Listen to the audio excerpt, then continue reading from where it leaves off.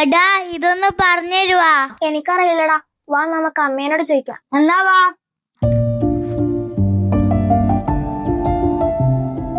അമ്മ ഇതൊന്ന് നോക്കിയിട്ട് പറഞ്ഞുതരുവാ.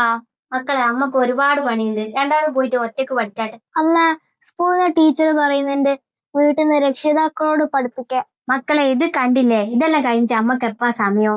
മക്കള് പോയിട്ട് സ്വന്തം പഠിക്കുക. അമ്മക്ക് സമയം കിട്ടുമ്പോ വരാട്ടാ.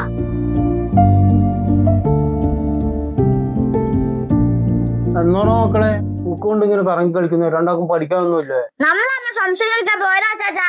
ഓളവിടെ തിരക്കിട്ട് പണിയെടുത്തോണ്ടിരിക്കല്ലേ, പിന്നെ എങ്ങനെ ഞങ്ങൾക്ക് പറഞ്ഞു തരിക? എന്നാ പിന്നെ നിങ്ങൾ തന്നെ പറഞ്ഞ. വിദ്യാഭ്യാസം ഇല്ലാത്ത നമ്മൾ രണ്ടും നിങ്ങൾക്ക് എന്ത് പറഞ്ഞു തരാനാ മക്കളെ? മോളെ, മക്കൾ വന്നിട്ട് പറയുന്നത് കേട്ടിട്ടില്ലേ നീ? സ്കൂളിൽ വിടുന്ന മക്കളോട് ഇങ്ങനെയൊക്കെ പറഞ്ഞു വിട്ടാ നമ്മൾ എന്ത് ചെയ്യാനാ? അമ്മ, രാവിലെ 5 മണിക്ക് എണീച്ച് നിങ്ങൾക്ക് വേണ്ടതെല്ലാം ഒരുക്കി വെച്ച് കുട്ടികളെ സ്കൂളിൽ വിട്ടിട്ട് വേണ്ടേ ഞാൻ ഇടുന്ന ഷോപ്പിൽ പോണെങ്കിൽ? നാളെ മുതല് ഞാനും കുറച്ച് പണിക്കൊക്കെ കൂടാ മോളെ. എന്നാ നിനക്ക് മക്കൾക്ക് എന്തെങ്കിലും പറഞ്ഞു കൊടുക്കാൻ സമയം കിട്ടുമല്ലോ. എഴുന്നേറ്റ് നടക്കാൻ പോലും പറ്റാത്ത അമ്മയാന്ന് സഹായിക്കാൻ നിൽക്കുന്നു. ഓക്കിപ്പോ എന്റെ കാര്യം പോലും നോക്കാൻ കഴിയുന്നില്ല, പിന്നെയല്ലേ ഓള് ഇന്നെ സഹായിക്കുന്നു.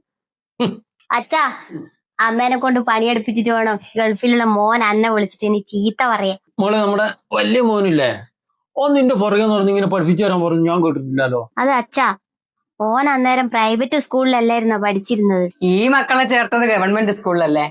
പഠിക്കാത്ത കുട്ടികളെ കൊണ്ടുപോയിട്ട് ഒരു പുറകെ കൊണ്ടുപോയി ഇരുത്തു. പഠിച്ചാ പഠിച്ചില്ലെങ്കിലില്ല.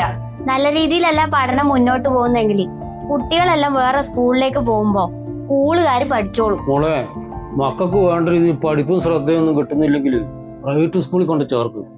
കുറച്ച് പൈസ ചിലവാകുന്നല്ലേ ഉള്ളൂ. അപ്പൊ നമുക്ക് കുറച്ച് അനുസരണയും പഠിപ്പും വൃത്തിയും എല്ലാം കിട്ടും മക്കൾ. നിങ്ങളെന്താ മനുഷ്യ പറയുന്നത്? എല്ലാരും കൊണ്ടുപോയിട്ട് പ്രൈവറ്റ് കൊണ്ടുപോയി കുട്ടികളെ ചേർത്തിട്ടുണ്ടെങ്കിൽ ഗവൺമെന്റ് സ്കൂൾ പിന്നെ എന്തിനുള്ളതാ? അത് എടുക്കപ്പെട്ടു പോകൂലേ? ഇപ്പൊ പഴയതുപോലെയൊന്നും അല്ല, ഒരുപാട് മാറ്റം വന്നിട്ടുണ്ട്. അതൊക്കെ നീ പറഞ്ഞത് ശരിയാ.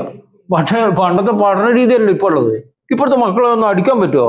ഒന്ന് തോണ്ടാൻ പറ്റുമോ? അതെങ്ങനെയാ? തല്ലിട്ടിയാല് രക്ഷിതാക്കൾ ഓടൂലേ കേസ് കൊടുത്തേ? അതൊക്കെ കാര്യം. ഏതെങ്കിലും ഒരു അധ്യാപകൻ മോശമായി പെരുമാറിയെന്ന് വിചാരിച്ചിട്ട് എല്ലാരും അങ്ങനെ ആവൂലല്ലോ അമ്മേ. അത് ഒരു കണക്കിന് ശരിയാ മോളെ. ഇവരെ രണ്ടുപേരെ അന്ന് ചേർക്കുമ്പോഴേ ഞാൻ ടീച്ചറോട് പറഞ്ഞിട്ടുണ്ടായിരുന്നു, ഒരമ്മ മക്കളെ എങ്ങനെയാണോ ശാസിച്ച് പഠിപ്പിക്കുന്നത് അതുപോലെ പഠിപ്പിക്കണോന്ന്. മക്കളെങ്ങ വാ.